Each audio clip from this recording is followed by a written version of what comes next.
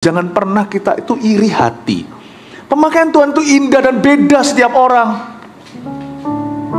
Ya, saya dipakai beda dengan Pastor Andrew Cho yang pegang international ministry, dengan Pastor Oke beda. Tampang pun kami tidak sama. Kalau Anda belum subscribe di channel ini, segera supaya Anda bisa mengikuti terus rema-rema dari Roh Kudus ya. Esra pasal 1 ayat 1-11. Pemakaian Allah. Judul di Alkitab kita, Koresh mengizinkan orang-orang buangan pulang ke negerinya.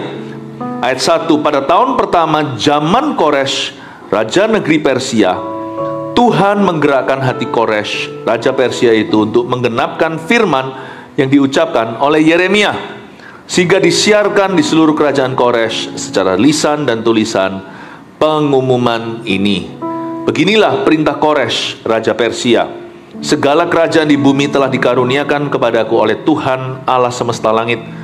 Ia menugaskan aku untuk mendirikan rumah baginya di Yerusalem yang terletak di Yehuda. Siapa di antara kamu termasuk umatnya, Allahnya menyertainya.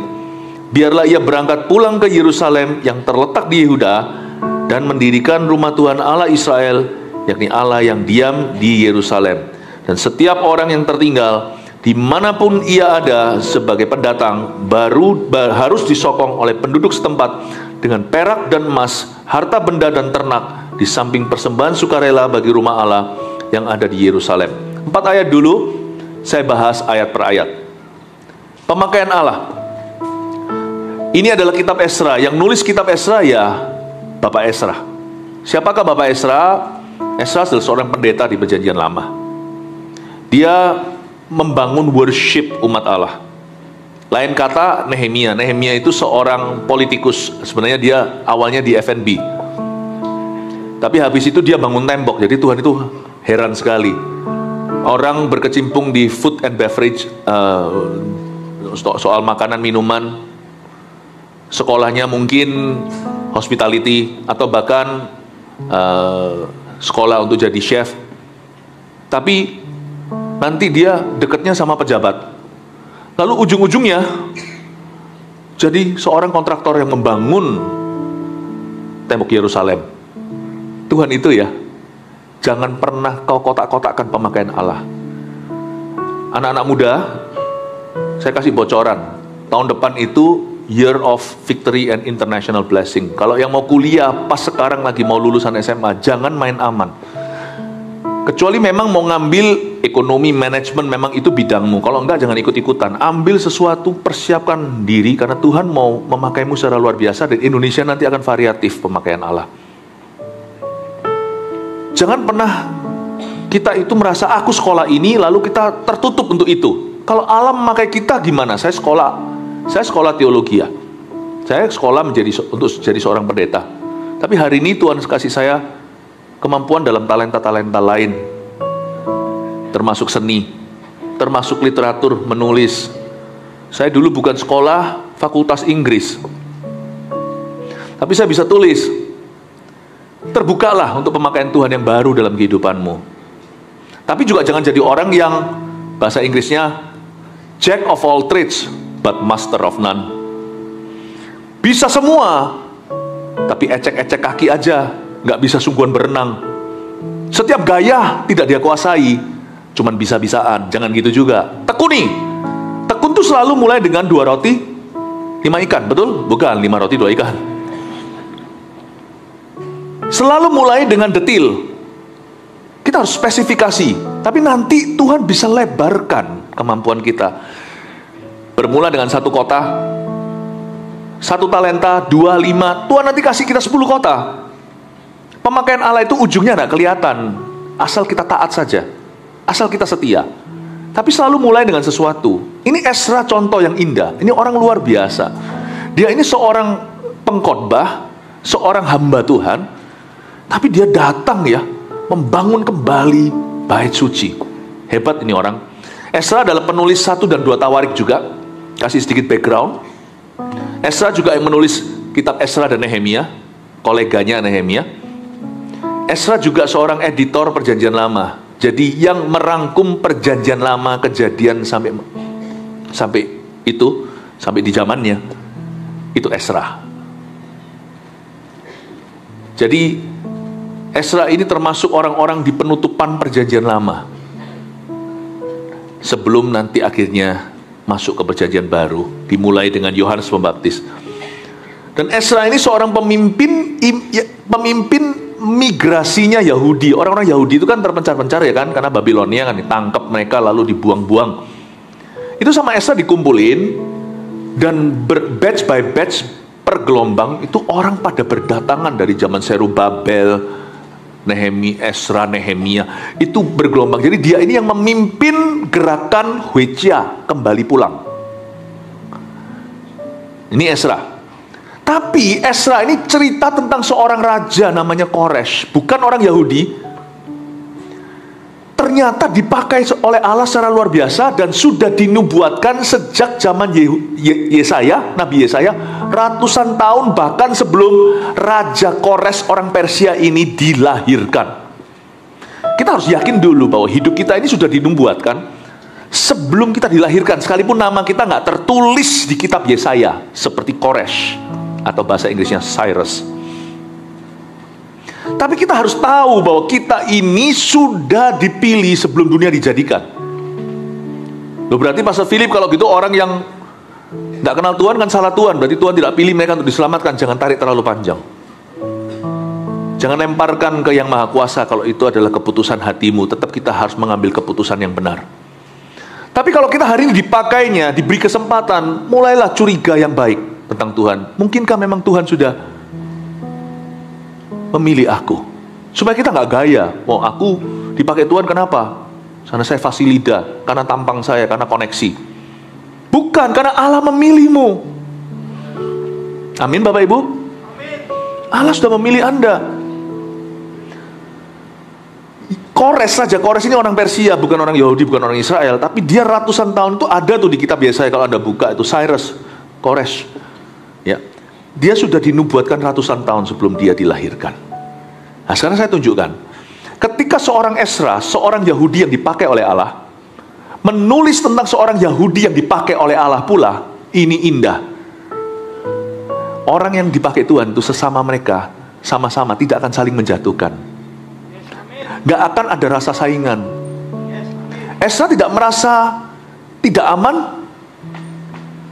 Ezra itu menulis dalam biografinya, diceritakan tentang seorang raja. Karena Raja Koresh itu jasanya di mana? Kalau bukan karena dia digerakkan oleh Allah. Ini adalah raja adikuasa. Ini adalah bangsa penjajah. Orang Yahudi itu takluk sama Persia di zamannya Ezra. Kalau tidak ditanda tangan, Tuhan itu juga bisa pakai presiden loh, untuk bisa mendatangkan kebebasan beribadah. Tuhan juga bisa memakai yang namanya otoritas daerah. Tiba-tiba entah kenapa kok gubernurnya ini yang dipilih sama Tuhan demi gereja, demi umat Allah, tiba-tiba dipilih. Tuhan juga bisa pakai figur-figur sekuler. Jadi Koresh ini berjasa luar biasa. Nanti kalau Anda baca, luar biasa. Dia itu bahkan mengembalikan hartanya bangsa Israel yang dirampas dari bait Allah oleh nenek moyangnya. Bukan nenek moyang sebenarnya sih. Babilonia itu, Nebukadnezar itu kerajaannya ditaklukkan sama Persia. Jadi sebenarnya orang-orang pendahulunya itu harta dirampas. Mana ada cerita kayak gini? Papa punya mani dicak sama tetangga, anaknya nanti kembaliin ke Anda. Nggak ada, nggak terdengar seperti itu. Dulu ya, mungkin ada satu orang papa dengan papa, ini urusan papa dengan papa, dihabiskan bisnisnya, dilarikan uangnya. Nanti keturunan ke-7, keturunan ke-3 lah jauh-jauh, cucunya nanti datang ketuk pintumu. Ini your grandpa's money. Nggak terdengar itu. Orang Kristen aja nggak pernah. Orang Kristen bisa begitu aja tetap mengagumkan. Bayangkan. Ini orang sekuler. Bayangkan dia ambil hartanya orang Yahudi, dibalikin ke Israel. Bahkan di kalangan orang Kristen pun tidak terdengar yang kayak begini. Kecuali orang Kristen yang jujur, yang sungguh-sungguh takut akan Tuhan, yang tulen, yang asli, bukan KTP-an. kembalian aja kejar kok. Kelebihan uangnya dibalikin, ditransfer balik itu jarang terdengar. Yang lebih sering terdengar adalah kelebihan tidak dikembalikan. Pura-pura nggak tahu.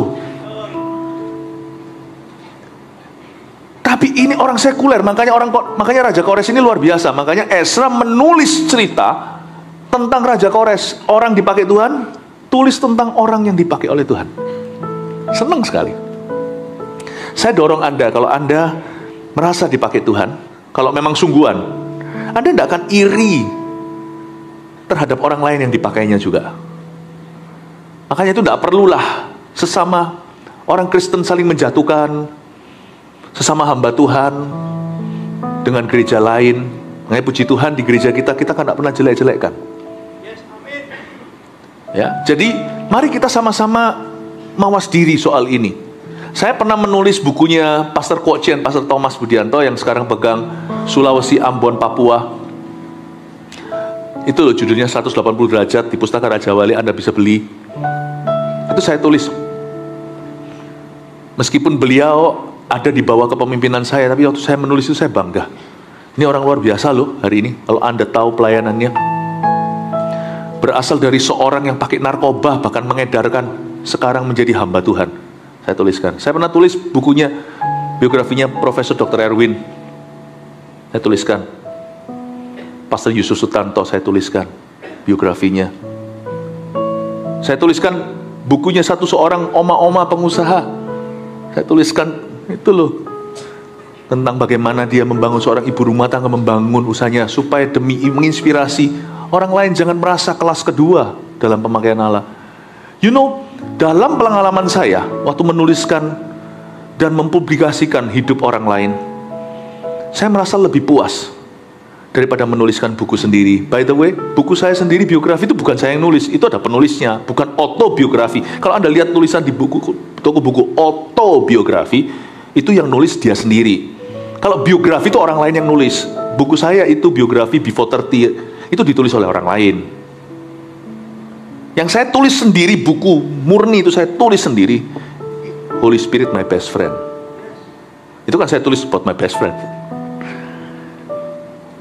Jadi jangan pernah ada di sini tuh narsis untuk pemakaian Allah. Kayak seolah-olah harus aku tok. Itu sindrom lelaki alfa, Lion King. Kalau gua king, lu kong. King Kong. Nggak boleh ada raja di sampingku. Emangnya situ Tuhan? Pemakaian Tuhan itu hamba, bukan Tuhannya. Kalau kita melihat CGL lain dipakai Tuhan dan berkembang, coach lain, TL. Kalau kita melihat teman kita, padahal masuknya sama-sama, sekarang dia sudah MSc 3. Ya salah sendiri sana bolos-bolos. MSc 1-nya. Boleh kita merasa ketinggalan, kita kejar ketinggalan kita, tapi jangan pernah kita itu iri hati. Pemakaian Tuhan itu indah dan beda setiap orang. Ya, saya dipakai beda dengan Pastor Andrew Cho yang pegang international ministry. Dengan Pastor Oke beda, tampang pun kami tidak sama. Saya dan Pastor Oke angka 10 beda. Haleluya, maaf Bu Ika. Semoga ini menjawab ya. Padahal kita belum baca apa-apa. Mari kita baca satu ayat dulu. Maksudnya kita baca, saya jelaskan ayat per ayat. Pada tahun pertama zaman Kores, raja negeri Persia, Tuhan menggerakkan hati Kores, raja Persia itu. Berhenti di situ. Nggak tele-tele ya. Pada tahun keberapa pemerintahnya Raja Kores dia langsung beraksi? Tahun pertama. Kok bisa? Ceritanya gini, Raja Kores itu diberitahu sama paniteranya, diberitahu sama administrasinya, diberitahu sama orang-orang Yahudi juga bahwa Bapak Raja itu namanya sudah tertulis di kitab Yesaya. Kan tidak bisa dipalsu gini. Kalau orang sudah kejadian lalu kita berkata tadi Tuhan bilang begini, ya banyak yang bisa ngaku-ngaku. Tapi kalau sudah ditulis tinta di atas kertas, disimpan di gulung papirus, ratusan tahun kemudian dibuka, namanya dari di situ. Penjelasan tentang tahtanya, kapan dia naik tahta, kerajaannya kalahkan kerajaan mana, itu orang kan merinding. Raja Kores mendengar itu langsung beraksi. Saya senang sekali. Ini yang Tuhan suka dalam diri seseorang. Tuhan tuh tidak cari orang mampu. Tuhan tuh cari orang mau, dan orang mau tuh selalu ronde satu. Kalau sana bilang mau tapi tele-tele, misalnya aku mau dibaptis tapi 5 years later nggak baptis-baptis juga, saya rasa jangan ngaku-ngaku mau lah. Anda ragu. Kalau memang mau, itu melaku. Bahasa Jawanya, bahasa Jawa dan bahasa Indonesia digabung jadi satu, melakukan. Anda tidak bisa melakukan kalau Anda tidak melaku dulu. Ada kata melaku di dalam melakukan. Amin. Harus melaku, harus jalan. Tahun pertama Kores langsung action. Jangan buang waktu lah. Jangan buang waktu. Kemarin saya ditanya sama satu orang, Pastor Philip dulu menikahnya umur berapa? 25. Saya kira dulu itu udah telat-telat loh. Ternyata sekarang orang suka lambat-lambat. Duh, lain cerita kalau memang belum laku. Tapi kalau sudah ada yang mau, apalagi yang mau 7, sana pilih pelan terus. Bukannya tidak mau, tidak ada yang mau, cuman sana tidak pernah memutuskan. Tanya lagi sama orang itu, kamu serius cari istri tak? Kamu serius cari suami? Atau kamu cuma mau coba pacar? Kalau kamu memang serius, melaku, jalan, ambil keputusan, pasang tapal kuda. Tidak ada orang sempurna. Kalian berdua akan saling sempurnakan, Tuhan yang akan menyempurnakan. Make decision. Kalau enggak, 5 years later, nikah 5, 40, 45, sorry nih ya, yang masih belum menikah sampai umur tertentu, lain cerita kan, mungkin bukan karena Anda enggak mau, tapi belum ada yang cocok gitu lah ya. Belum ada yang cocok. Tapi ada orang itu yang memberatkan berat jodoh atas pilihan sendiri loh. Karena dia tidak pernah serius dengan hidupnya. Yang dia gapai itu adalah idealismenya. Tapi dia tidak pernah garap visinya. Kalau kita memang mau garap visi, kita tidak akan tele-tele, my friend. Kalau saya mau garap visi misalnya 1000 gereja 1 juta murid ini, saya tidak akan mulai dengan sempurna. Saya akan mulai dengan yang ada, 5 roti 2 ikan di tangan. Kamu mau, mulailah, kita bermulai. Tidak boleh sembarang pilih juga, tetapi meskipun ada kriteria. Tapi kita akan berbenah. Apakah Anda kira sekarang semua pastor yang bersama dengan saya itu semuanya sempurna pada waktu mula? Saya pun tidak. Kita belajar, tabrak kiri, tabrak kanan. Tapi mulai dulu. Anak muda sudah lulus, misalnya sekolah luar negeri, papanya juga bukan kaya raya. Lama-lama di sana mahasiswa kekal. Ngambil kreditnya dikit-dikit supaya lebih lama lagi di Australia. Pulang, buang waktu, buang uang. Tahun pertama Raja Kores langsung beraksi. Sana cepat lulus, habis lulus langsung mau di situ kerja yang bener, urusi izin tinggalnya, cari kerjaan, jangan cari kerjaan yang sifatnya, lu ngapain sekolah begitu lalu kerjaannya itu. Nggak ada nilainya kalau cuma dapat $. Anda harus dapat pengalaman. Betul nggak? Kalau nggak, buang-buang waktu, pulang. Kalau memang harus di situ, timba ilmu ekstra yang university tidak bisa beri. Tapi kalau Anda pulanglah ke sini, tahun pertama, jangan tahun pertama. Anak saya lulus, keesokan harinya langsung kerja. Saya bilang, jangan buang waktu. Pulang jet lagnya tuh nanti sambil telan lah. Besok, menguap nggak apa-apa. Kerja. Tahun pertama, langsung Kores beraksi. Minggumu ke-1, hai anak muda, setelah kau lulus sekolah dari luar pulau, kota, atau negeri, kerja langsung. Jangan pilih gaji tinggi, pilih apapun yang di depanmu. Waste no time. Don't waste time. Amin, Bapak Ibu Saudara. Sewaktu saya sendiri secara pribadi belum ada banyak kerjaan, karena waktu saya baru pulang ke sini Indonesia, saya kepingin kebangunan rohani, tapi kan harus mulai dari nol kan. Saya masih ingat tahun 98 saya pulang. Yang saya lakukan adalah saya setiap hari berdoa 6 jam syafaat untuk kebangunan rohani Indonesia. 6 hours. Bukan dicicil ya. Saya juga doa 6 jam, tapi dicicil setahun. Saya 6 jam sehari. Saya doa. Sekarang saya nggak bisa. Pengakuan, nggak mungkin saya bisa doa 6 jam sekarang. Waktuku tuh kebut-kebutan sekarang. Waktu saya tuh F1. Besok pagi saya sudah di Singapura. Waktu saya itu F1, nggak bisa 6 jam. Untung saya dulu masih nganggur. Saya doa kebangunan rohani. Lalu ada cerita itu loh, tahun 98, 1 tahun itu saya tidak bilang saya, karena saya dengan beberapa orang membawa 300 orang non-Kristen kepada Tuhan. Dibaptis semua di GMS. Saya belum pendetamu waktu itu. Saya belum pendeta, saya masih pengusaha. I waste no time. Pulang besoknya masih jet lag, perbedaan waktu. Saya sembahyang 6 jam. Pada waktu itu tidak bisa tidur, saya 6 jam. Full ya, stretch all the way 6 jam. Saya minta kebangunan rohani hari ini. Jikalau terjadi tuayan di gereja kita sekarang, saya nggak berani klaim kredit karena Tuhan larang kita bangga jasa. Tapi saya tetap yakin itu ada hubungannya dengan saya doa 6 jam selama 6 bulan itu. Taburanku hari ini kulihat di tuayanmu. Saya minta Anda semuanya, apapun profesimu, termasuk sana, kalau ada keinginan untuk menjadi seorang hamba Tuhan, sini tak gembleng. Jangan aku hamba Tuhan dulu, kalau maunya langsung naik gini khotbah. Itu semua orang juga bisa. Masuk ke kamar tak kunci dari luar 6 jam. Keluar saya tanya, lu dapat apa? That's how I train a pastor. Silakan mendaftar. Makanya itu anak-anak Anda taruh di GMS tidak salah. Spiritnya. Cucu Anda taruh di sini tidak salah. Profesi apapun taruh sini. Karena hamba-hamba Tuhan yang menunjukkan. Hamba-hamba Tuhan yang menunjukkan dulu berkorban. Bapak Ibu Saudara, tahun pertama Kores langsung melaku. Orang dipakai Tuhan itu punya satu sifat. Catat, saya hari ini tidak memberikan 3 poin sederhana. Hari ini saya tidak mau beri itu. Saya nge-flow aja. Anda catat aja, kalau Anda tidak catat nanti akan beberapa. Itu catat baik untuk jadi referensi suatu hari. Jadi ingat semua yang saya katakan. Sifat orang yang dipakai Tuhan atau yang ingin dipakai Tuhan, you mau tahu apa? Tidak bertele-tele dengan waktu. Dan tidak akan menyia-nyiakan kesempatan.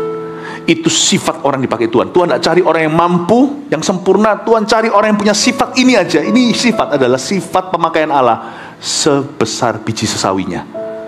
Harus punya niat hati, tidak sia-siakan kesempatan, buang-buang waktu, jangan bertele-tele jadi orang. Amin Bapak Ibu Saudara.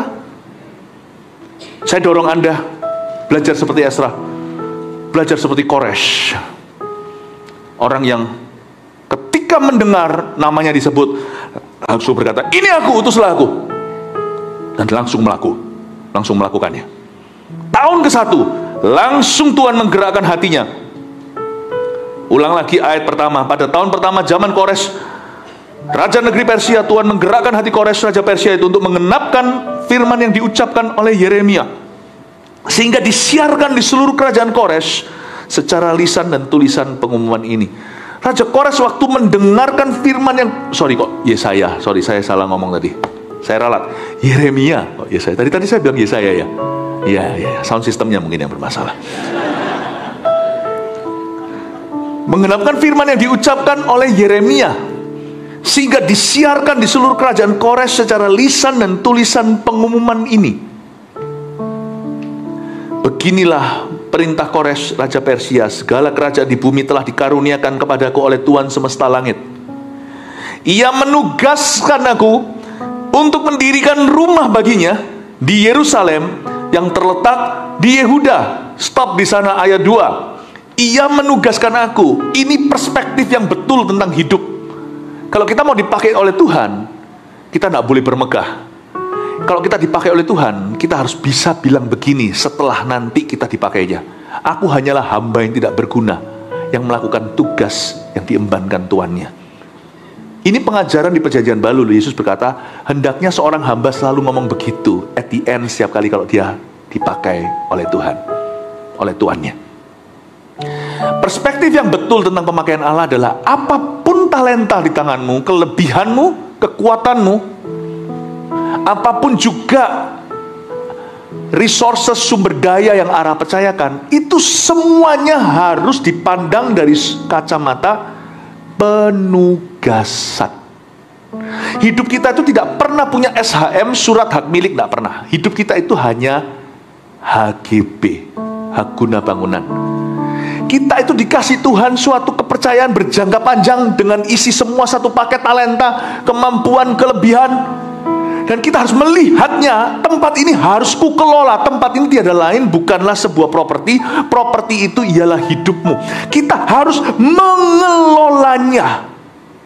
Jikalau Anda hari ini seorang CEO, waktumu terhitung sejak HGB di tangan. Berapa tahun nanti harus Anda perbaharui lagi sama pemerintah? 30 tahun. Masalahnya kita tidak tahu waktu kita kapan, kalau Tuhan percayakan. Kalau Anda seorang pendeta atau Anda seorang coach, maka maka hal itu adalah penugasan dengan tik-tok waktu yang terbatas.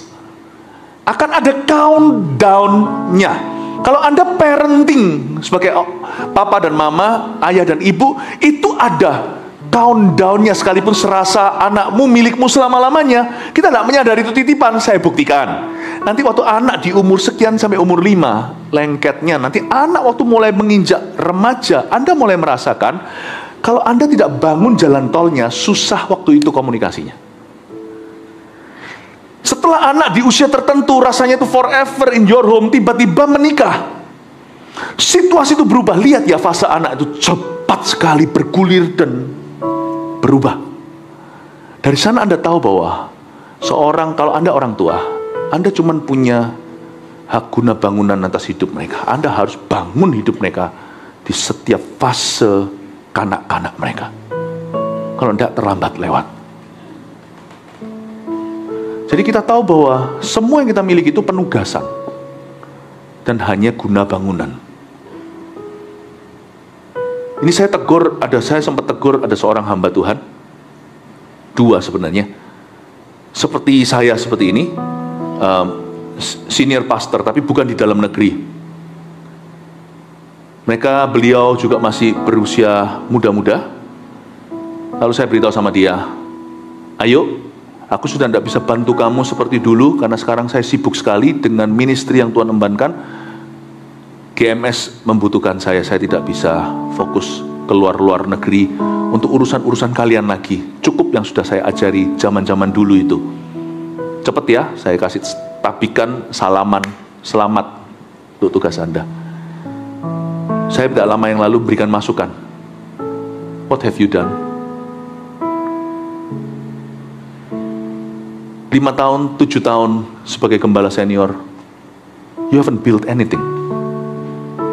Saya tanya, sesama hamba Tuhan boleh saling menegur. Lebih baik daripada dombanya yang mendidik dia, lebih baik gembala lain bantu dia untuk melihat blind spotnya. Jangan kau kira kalau Anda sebagai pendeta, minggu demi minggu gitu aja pokoknya isi mimbar. Ini pun harus dipertanggungjawabkan.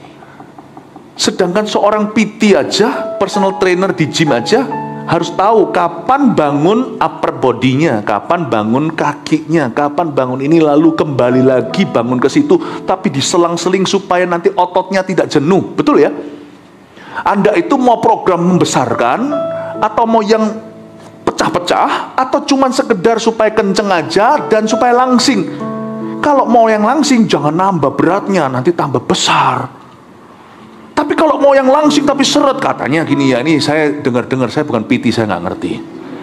Itu repetisinya banyak, tapi enteng.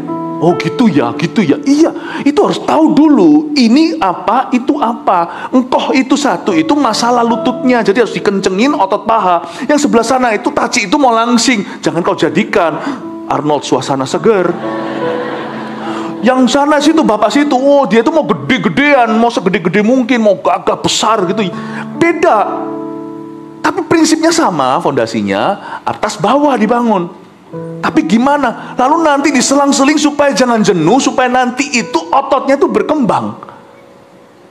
Tahukah Anda, ini aja dipertanggungjawabkan.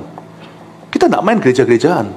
Tahukah Anda bahwa setiap bulan itu ada temanya di dalam tema tahunan kita, seperti tahun pergeseran hebat, besar, dan mujizat. Itu setiap tahun, tahu minggu ini sekarang kita bicara tentang keluarga. Rooftop juga bicara tentang itu, tapi sekarang saya bicara yang lain karena ini penutupan. Diseling-seling seperti itu supaya Anda jadi. MSC 1, MSC 2, CGT-nya, CG trainingnya, ada latihannya, ada begininya, terus ada booster-boosternya, ada CT-nya. Nggak main-main. Saya tanya sama hamba Tuhan tersebut, kamu ngisinya berdasar apa? Dan kamu serahkan semua cuma pembicara-pembicara luar gitu aja. Anakmu nanti bingung, sakit mah. Itu tambah, nilai tambah. Ya. 4 sehatnya itu dipegang gembala, 5 sempurna silakan tambah. Terus saya tanya, pelayananmu, gerejamu sekarang itu berkembangnya seperti apa? Kita nggak bisa cuma minggu per minggu seperti roda berputar begitu. Rodanya berputar, tapi berputar dengan jelas, bahkan keuangan juga kan. Anda tahu sekarang apa yang Anda tabur sekarang itu jadi yang PCM 3 nanti. Jadi tempat di mana bukan cuma sekedar gagah-gagahan, tempat itu fungsional, dibangun sama anak-anak visi semua itu gereja kita. Ini kayak nanti adiknya rooftop. Nanti kalau Anda belum ke situ ya, nanti malam saya udah siap-siap, saya udah latihan semingguan itu untuk angkat-angkat kursi. Jangan kau jamah kursi yang harus kuangkat. Jangan kau apa-apakan kursiku ya, itu bagianku. Pikul salib sendiri-sendiri. Sadarkah Anda, tempat itu nanti menjadi tempat pelatihan? Tempat di Surabaya, wilayah Surabaya Timur ini terjadi yang namanya pemuritan, kegerakan anak-anak muda yang akan dipul di sana. Saya tantang Pastor Andrew supaya nanti kalau sudah sekian CG-nya segalanya, nanti internasional juga ada di sini, ekspatriatnya. Lalu seniornya kembangkan di situ, dilatih, ibadahnya dibikin 5 kali, dipenuhkan supaya dari sini nanti memancar sampai ke bangsa-bangsa. Saya tanya sama dia, kamu udah berapa tahun? Jangan gitu ya kalau sama pendeta. Biar pendeta yang gitu sama pendeta nggak apa-apa. Biar saya jadi provosnya sekali-kali. Pendeta-pendeta tersebut, teman-teman saya sih ini nggak apa-apa, jadi nggak apa-apa. Saya cubit mereka nggak marah. Kamu ngapain aja? Jadi pendeta sekian tahun nggak berbuat apa-apa, cuman maintenance. Kamu nggak pernah dipanggil untuk jadi manajer, tapi direktur. Direktur itu directing, mengarahkan, arahnya begini begitu. Kalau kita dipimpin semuanya manajer, pikiran manajer, nggak maju, cuma manage doang, maintain doang. Direktur itu jangan anak-anak muda sekolah untuk jadi manage sesuatu. Papa manage sesuatu karena papa memang dulu dengan skill pas-pasan. Kalian mesti harus punya pikiran jauh. Direction, tapi jangan gaya-gaya pulang mau ubah semua perusahaan papa. Belum apa-apa, belajar dulu baru ganti popok kemarin hari. Belajar dulu. But upskill dong. Pikirannya itu maju. Nggak cuma minggu per minggu, tetapi jadi sesuatu. Jadi sesuatu. Sumur-sumur yang sifatnya dangkal tiba-tiba semuanya dalam, nggak ada yang cetek lagi. Yang nggak ada sumurnya, ada sumurnya. Yang dulu dalam sekarang jadi bendungan. Kalau nggak resign saja dari posisimu, suruh orang lain karena lebih bagus pasti. Oh, mungkin terlalu tough ya nih. Mau pindah tempat ini. Saya nggak minta Anda cuma ganti kulit. Saya minta semua kita ganti mentalitas. Pergeseran yang harus terjadi adalah pergeseran mentality. Kita ini mau pindah ke tempat yang baru. Hendaknya kita juga jangan cuma pakaiannya baru, tapi hatinya diperbaharui. Saya beritahu detik di mana seseorang tidak bisa memimpin, ada dia, cuman kelihatan nggak ada bedanya. Harusnya mau sendiri dan berkata, oh, kalau aku bukan nggak mau lah. Masalahnya itu bukan karena nggak mampu, nggak mau masalahnya. Kalau nggak mampu tuh orang bisa belajar. Semua kita selalu mulai dari ketidakmampuan. Tapi kalau orang udah nggak niat itu susah, iya kan? Orang-orang udah nggak niat itu susah. Siapa bilang kalau semua orang belajar bisa summa cum laude, bisa cum laude semua? Nggak bisa. Ada berapa orang cuma dapat B. Saya dulu waktu kecil terinspirasi. Saya dulu kecil kan sakit-sakitan, tapi saya punya satu teman itu dulu orang cacat, kakinya itu beneran polio. Jadi kursi itu. Dia punya sports, PE atau physical education, olahraganya itu dapat 8. Dapat 8. Karena dia berusaha. Waktu semuanya lari, dia tetap lari. Waktu di SD ini, dia tetap lari, mesti nyampe meskipun dia nggak usah, dia dikasih toleransi, dikasih perkecualian, tapi dia tetap lari, dia dapat 8. Aslinya seharusnya dia cuma dapat 5. Tapi guru terharu melihat itu. Saya sama teman-teman saya dapat 6. Karena upacara kita ngobrol, dimarah kepala sekolah. Nanti pada waktu lari, kita lari keluar makan bakso. Saya dapat 6. Lihat bedanya. Tidak semua orang itu maupun seperti teman saya cacat pun, tidak mungkin dia bisa dapat 10. Badminton tidak bisa, kaki cuma sisa satu lagi beating begitu. Suruh apa? Tapi kalau orang berusaha itu akan ada nilai dari Tuhan. Pemakaian Allah itu berasal dari orang yang niat. Ada aku, tidak ada aku, akan ada bedanya. Niat. Aku tidak mau cuma sekedar nambah-nambahi tempat untuk ditanam di situ dan habis-habisin tanah. Tapi sedangkan aku sendiri tanaman yang tidak bertumbuh. Aku tidak mau cuma nambah-nambahin mulut untuk makan. Niat. Kita harus niat. Itu yang membuat hati saya selalu berdebar-debar setiap kali masuk hadirat Allah. Lord, use me. Use me, lest I be useless at all. Saya selalu punya taraf sama Tuhan, itu beda. Pakai aku luar biasa atau aku akan menjadi orang yang tidak berguna sama sekali. Saya tidak ada jalan tengah. You use me mightily. Makanya saya dorong dengan sifat yang sama untuk para senior kita. Jangan pernah merasa dirimu, aku sudah usia. No, Musa dipakai umur 80. Kalau kita sungguh-sungguh mau, Tuhan bisa pakai kita. Itu sungguhan loh. Anak kecil, Tuhan bisa pakai kita. Aduh, saya terharu pol sama satu anak. Saya ceritain namanya Abel. Kemarin Kak Popong kasih saya. Dia itu punya kreativitas. Dia membuat sesuatu yang dijadikan akhirnya menu restoran oleh tantenya atau pokoknya keluarganya. Dia dikasih uang. Dia datang ke Kak Popong nih. Dia kakak Kak Popong. Dia mau serahkan income pertamanya untuk Tuhan. Ini anak Eagle Kids Voltage. Dia bisa kreativitasnya buat sesuatu yang dipakai di menu makanan restoran saudara keluarganya. Dikasih imbalan uang sebagai apresiasi. Masih kecil, bawa itu ke gereja untuk bangun ini, untuk church building, untuk church builder. Saya bilang sama Kak Papa, aku mau ketemu anak ini. Tak doakan supaya dia menjadi orang yang menjadi CEO, menjadi direktur yang luar biasa suatu hari.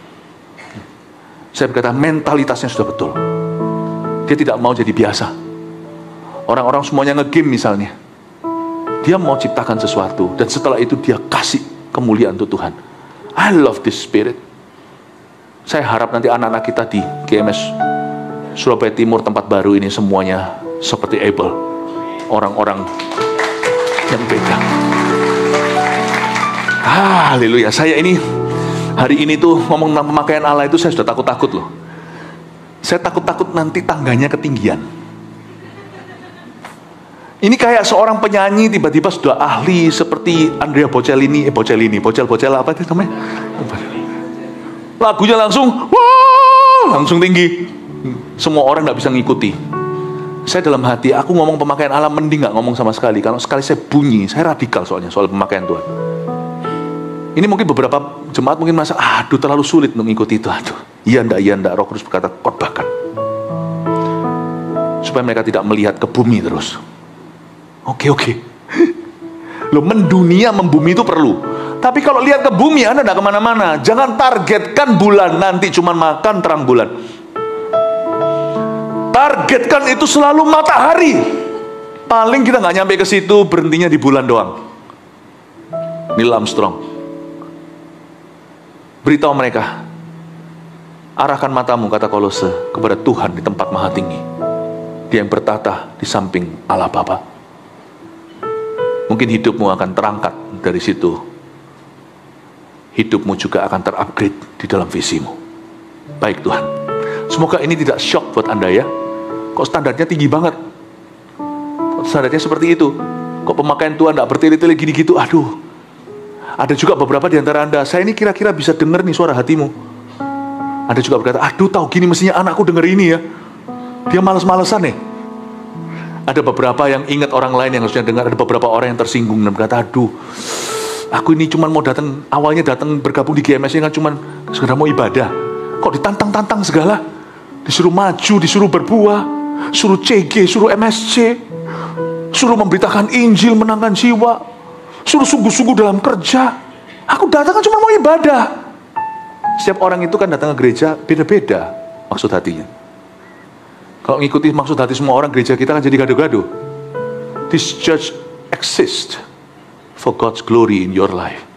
Gereja ini berdiri untuk kemuliaan Allah di dalam kehidupanmu. Kalau Anda selaras dengan saya, sepakat dengan saya, kasih tepuk tangan untuk Tuhan. Amin. Puji Tuhan, ya. Haleluya. Sampai mana?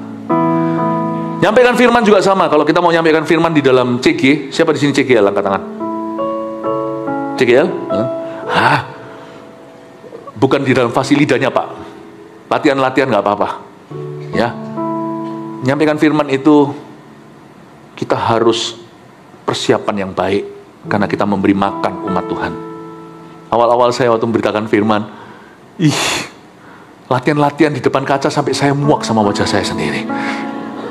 Dulu waktu saya awal-awal 30 tahun yang lalu. Belajar, tidak berputar-putar.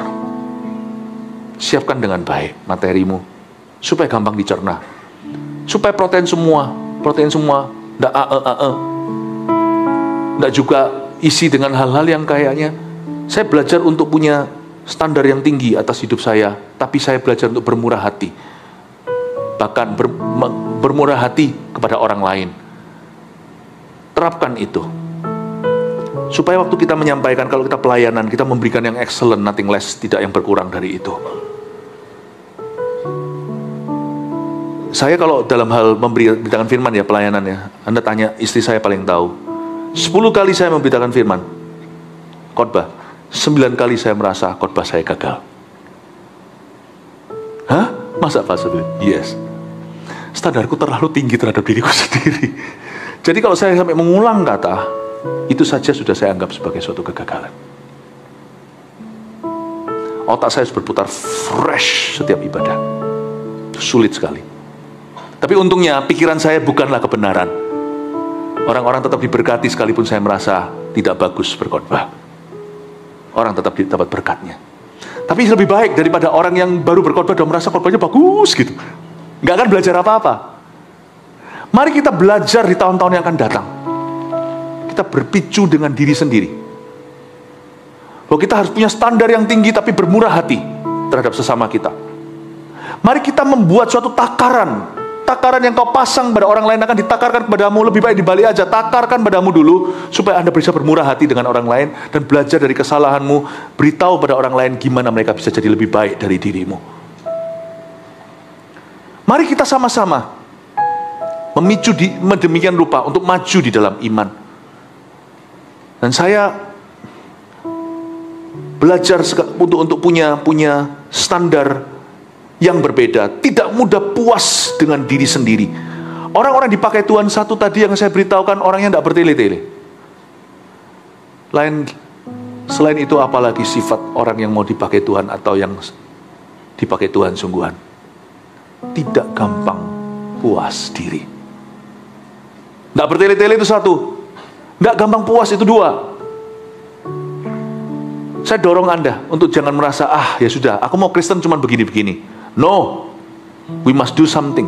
Kita harus melakukan sesuatu. Kita tidak boleh pulang ke surga dengan tangan hampa. Amin Bapak Ibu Saudara.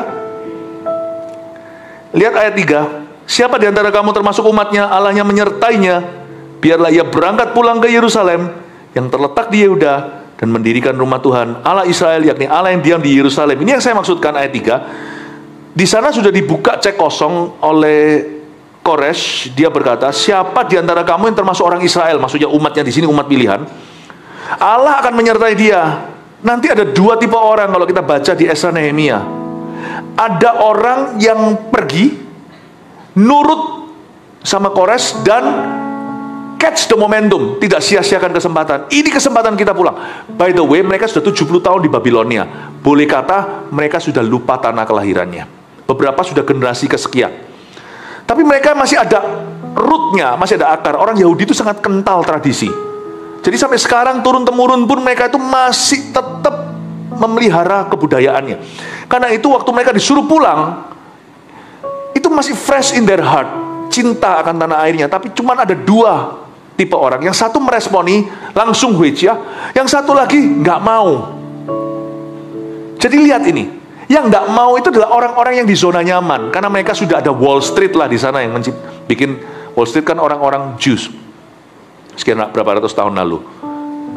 Mungkin mereka itu sudah nyaman di sana. Orang-orang Yahudi itu pendatang, orang-orang pendatang tapi sukses-sukses. Misalnya sekarang banyak orang Yahudi di Amerika itu pegang banyak financial sektornya negara itu.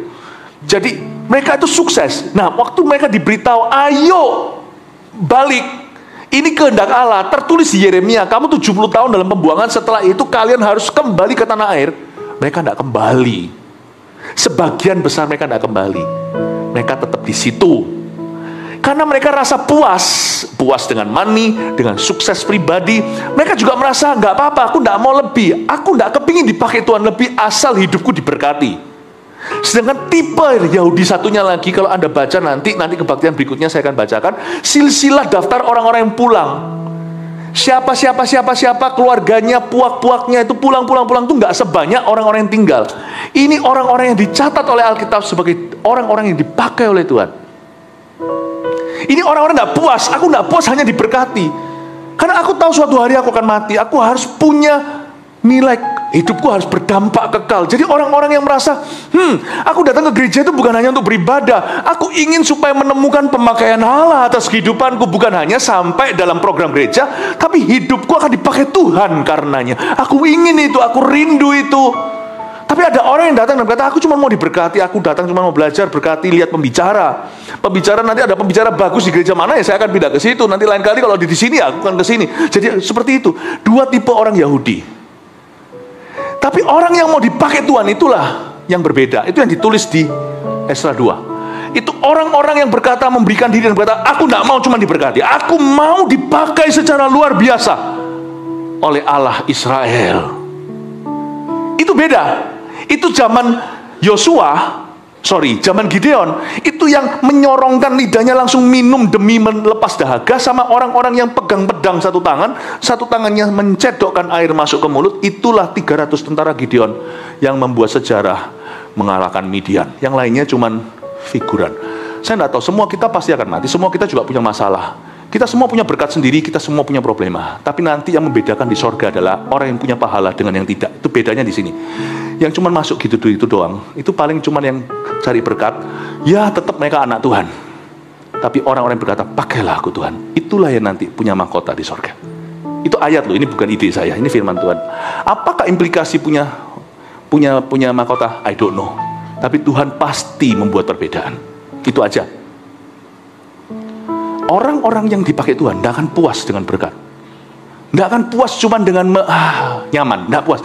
Dia pasti ingin melakukan sesuatu, dan hari itu mereka mengemban sebuah tugas untuk mendirikan rumah Tuhan.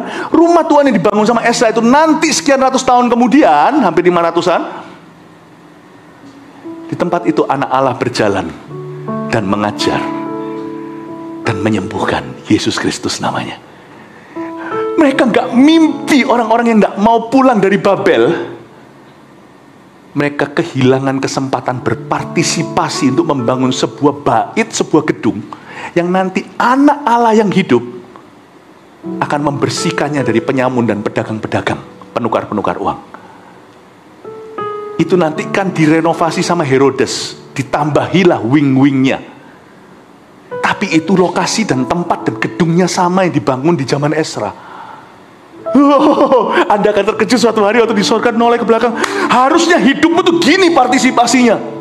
Kamu kehilangan itu karena kamu tidak ngeresponi waktu hambaku berkata, ayo siapa mau dipakai Tuhan. Kamu kira itu dari dia, itu dari aku yang suruh dia untuk menawarimu sayembara sorga. Sorga membuka cerita, membuka peluang untuk setiap orang berpartisipasi dipakainya.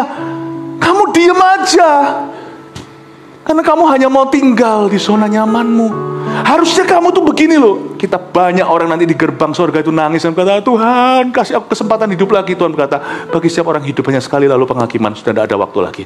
Kamu masuk, tapi hanya sebagai orang yang lewat api. Kamu cuma survivor. Kamu bukan conqueror. Itu yang terjadi. Itu yang saya sebut sama teman saya, hamba Tuhan. Kamu jangan cuma jadi. Kamu harus berbuat sesuatu, mengubah sesuatu. Jangan cuma menduduki.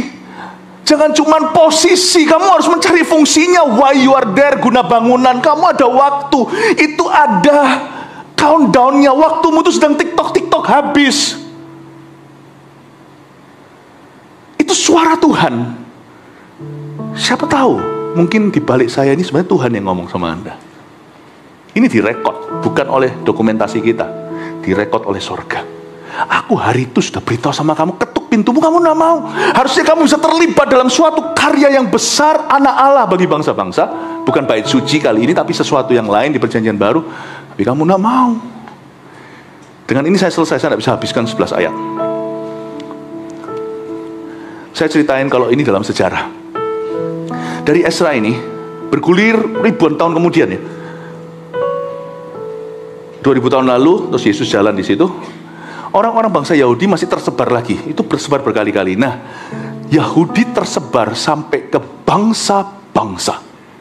Sehingga hari ini kita melihat Yahudi itu, orang-orang Yahudi, orang Israel itu ada di mana-mana. Termasuk ada di Jerman, ada di Swiss, ada di Prancis, ada di Eropa, banyak banget kan. Ternyata waktu saya pelayanan, sempat dulu saya pergi ke Tiongkok. Dulu zaman lagi Perang Dunia II itu, Shanghai itu banyak orang Yahudi yang dilindungi di situ, di China. Luar biasa ya. Tak terduga dari negara begitu yang bisa melindungi pada saat-saat itu. Perang Dunia, Jepang, segala. Nah, orang-orang Yahudi yang tersebar di bangsa-bangsa itu, mereka merasa aman. Kalau Anda lihat Holocaust, itu kejadian yang sangat mengenaskan dan sangat-sangat kasihan. Itu pembunuhan jutaan orang Jews. Itu orang-orang yang pakai strip-strip, kurus-kurus, videonya itu video jadul yang hitam putih itu orang kaya-kaya di Jerman, Prancis.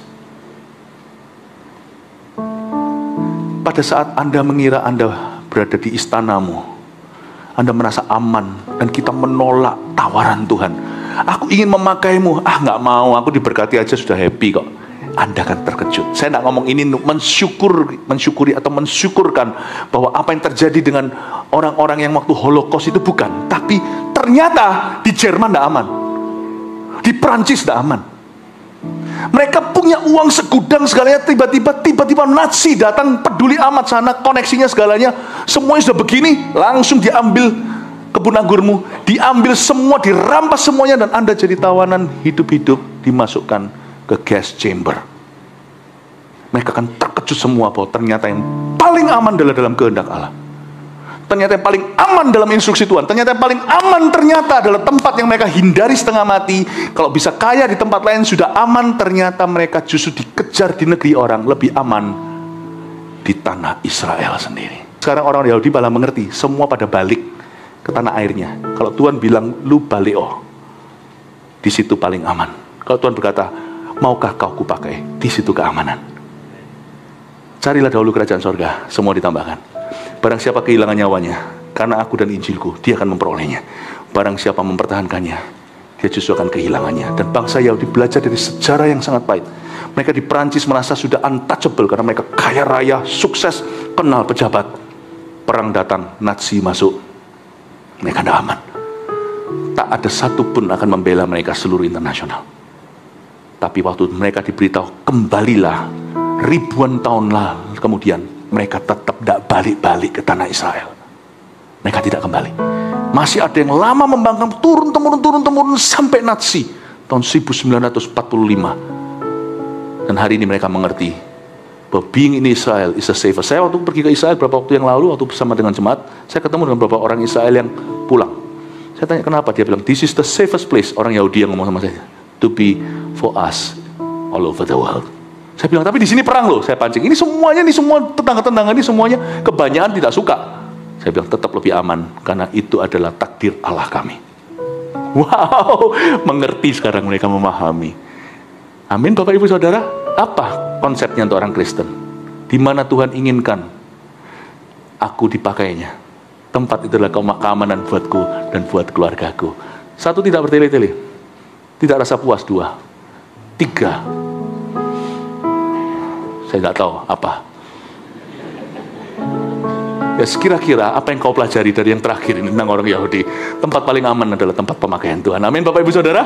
Semoga semua kita hari ini berada di dalam 1 Petrus 4 ayat 7. Kesudahan segala sesuatu sudah dekat.